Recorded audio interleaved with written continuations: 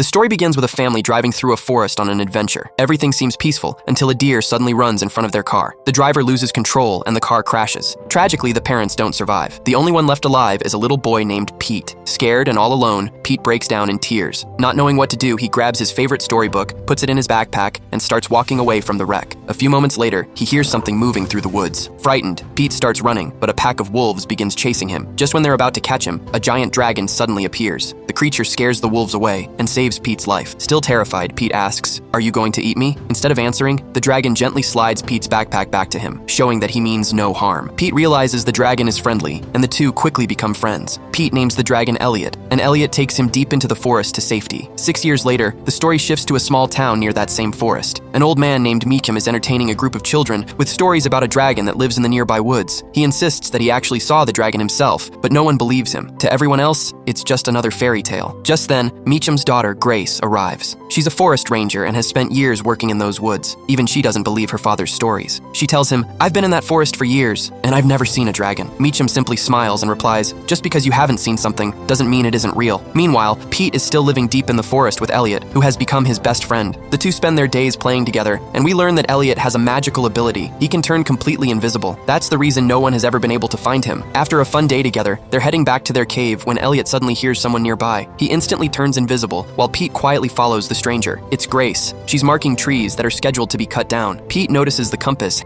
and becomes fascinated by it. While Grace isn't looking, he secretly takes it before sneaking back to the cave. That night, Pete reads from his old storybook, and he and Elliot fall asleep together. The next morning, Pete wakes up after hearing strange noises in the forest. Elliot is still asleep, so Pete goes to investigate alone. He discovers that a man named Gavin is cutting down trees that weren't supposed to be touched. Just then, Grace arrives with her husband, Jack, and orders Gavin to stop. Gavin is Jack's younger brother, but he isn't following the rules. At the same time, Grace and Jack's young daughter, Natalie, spots Pete and secretly follows him into the forest. Pete climbs a tree to hide, and Natalie tries to climb after him, but she loses her grip and ends up hanging from a branch. Pete quickly climbs back to help her, but they both fall to the ground. Natalie gets hurt, but she's okay. She asks Pete his name, and the two introduce themselves. A few moments later, the adults arrive while searching for Natalie. Jack asks why she wandered into the forest alone, and she tells everyone that she was following Pete. Grace is shocked by Pete's appearance. After living in the wilderness for 6 years, he looks completely wild. She gently asks who he is, what he's doing in the forest, and where his parents are. Then she notices the compass around Pete's neck. As she walks toward him to get it back, Pete panics and runs away. Before he can escape, Gavin catches him. Pete falls hard from a tree and loses consciousness. The moment Pete is injured, Elliot senses that his best friend is in danger and immediately begins searching for him. Meanwhile, Grace takes Pete to the hospital. At the same time, Elliot follows Pete's scent through the forest and eventually reaches Gavin and his crew. Furious, Elliot knocks down a massive tree right in front of them. Gavin realizes that something enormous is hiding in the woods, so he decides to hunt it down. Back at the hospital, Pete finally wakes up and is confused to find himself in a hospital bed. A doctor tells Grace that he's going to be fine. Grace asks a police officer who Pete is and how he survived alone in the forest. The officer says they'll investigate and, until they find his family, Pete will be placed in foster care. Pete overhears the conversation. Not wanting to leave Elliot, Pete sneaks out of the hospital and runs away. Around the same time, Natalie goes to check on him, only to discover that his room is empty. She quickly tells everyone that Pete is gone. Lost in the unfamiliar town, Pete has no idea where to go. He keeps calling Elliot's name while running through the streets. Before long, Grace catches up to him and gently stops him. For the first time in years, Pete feels the comfort of someone who truly cares about him. Meanwhile, Gavin and his men discover a giant footprint in the forest. They can't see anything nearby and eventually move on, unaware that Elliot is standing right beside them, completely invisible. Grace takes Pete home, but he tries to run away again. She stops him and tells him that she was once just like him. As a child, she loved the forest so much that it felt like home, which is why she grew up to become a forest ranger. She promises Pete that the next day they'll search for the place where he lived. Pete slowly begins adjusting to life with Grace's family. After spending 6 years in the wild, almost everything feels new to him, but Grace's kindness and patience help him feel safe. That same night, Gavin and his crew return to the forest, searching for the mysterious creature. Beneath a giant tree, they discover the cave where Pete and Elliot have been living. Inside, Gavin finds Pete's old storybook. The moment he picks it up, Elliot attacks. Terrified, the men run back to their truck. Gavin even opens fire, but Elliot easily crushes the gun instead of hurting anyone. Then he lets them escape and secretly follows their truck, believing it will lead him to Pete. The next day, Pete continues bonding with Grace and her family, especially Natalie, who quickly becomes his friend. Then Grace receives a call from the police. They confirm that Pete's parents died in a car accident in that very forest 6 years earlier. Grace is stunned. She can hardly believe Pete managed to survive in the wilderness all by himself for all those years. The officer also explains that a foster care organization is ready to take Pete in and asks Grace to bring him there the following day. Later, Natalie asks Pete who Elliot really is because he keeps talking about him. Instead of answering with words, Pete draws a picture of a giant green dragon and smiles. "He's my best friend." Meanwhile, Elliot searches all over town, desperately trying to find Pete.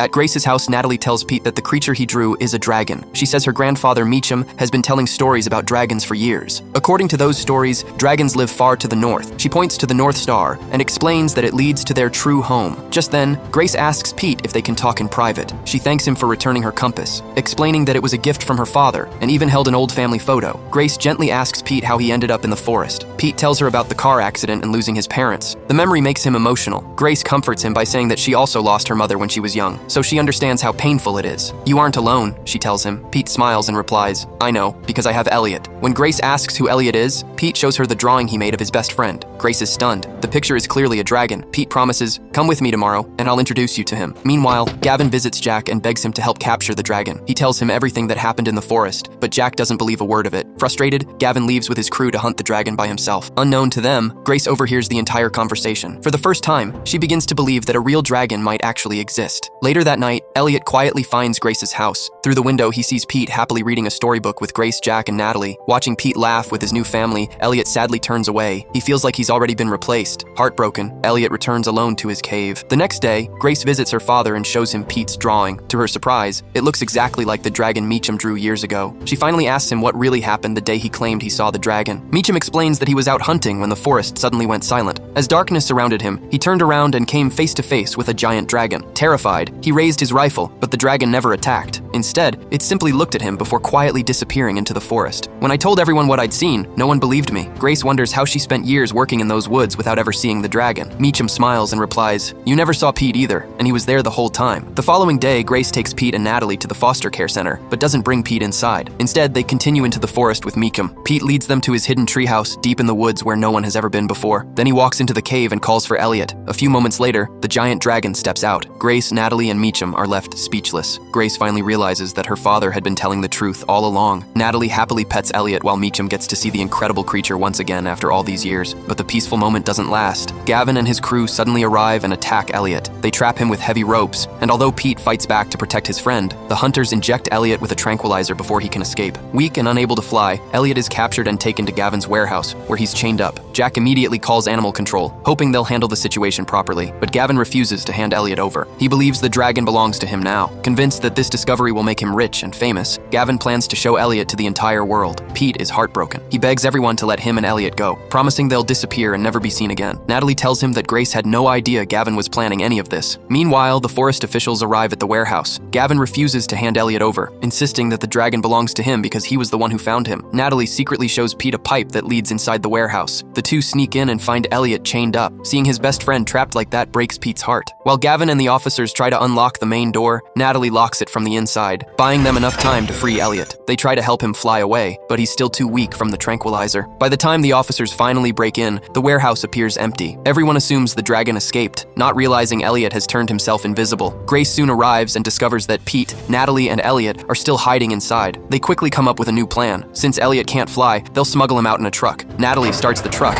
and just then Meacham crashes through the warehouse, clearing a path for them to escape. They race toward the forest with everyone chasing behind them. Determined to stop Elliot, Gavin pulls his truck in front of them. Meacham slams on the brakes, but they fail. Gavin barely gets out of the way as the truck crashes through his vehicle and speeds across the bridge. Elliot finally regains enough strength to fly and lands on top of the bridge, but when he sees the crowd closing in, he panics and breathes fire across the bridge to keep everyone away. Unfortunately, Grace and Jack's truck becomes trapped in the flames. Gavin tries to help them, but the fire is too intense, and the truck slowly begins slipping off the bridge. Pete desperately calls out to Elliot, "They're good people. Please, save them." Elliot immediately rescues Grace and Jack, but as he does, the bridge collapses, sending all three of them crashing into the river below. Natalie and Meacham are devastated, believing they didn't survive. Pete, however, never loses hope. He knows Elliot would never let them die. A few moments later, Elliot rises back into the sky with Grace and Jack safely on his back. Watching this act of kindness, Gavin finally realizes how wrong he was. But before anyone can celebrate, helicopters appear overhead, coming to capture Elliot. Knowing it's no longer safe, Pete and Elliot disappear back into the forest. When they return to their cave, they discover that their home has been destroyed. Pete suggests building a new one, but Elliot knows they can never stay there again. Now that humans know he exists, they'll never stop searching for him. Pete realizes it's finally time to say goodbye. Using his storybook, he gently tells Elliot that he'll be happy with Grace and her family, while Elliot needs to live free in the wild. Neither of them wants to part. The two share one last emotional hug before going their separate ways. Back at home, Grace can't stop thinking about Pete. When she finally arrives, she's overwhelmed to find Pete waiting outside. She rushes over and hugs hugs him tightly. Elliot quietly watches from a distance, then turns and flies away, leaving Pete with the family that loves him. Years pass. As time goes by, people slowly stop talking about the dragon. Since no one ever sees Elliot again, he becomes nothing more than a legend. Pete is eventually adopted by Grace and Jack, and together, they become a real family. Gavin returns to his normal life, leaving his obsession with the dragon behind. Every now and then, Pete and his family travel north to visit Elliot, and although they now live in different worlds, both Pete and Elliot have finally found the families where they truly belong. With that, the movie comes to a heartwarming end.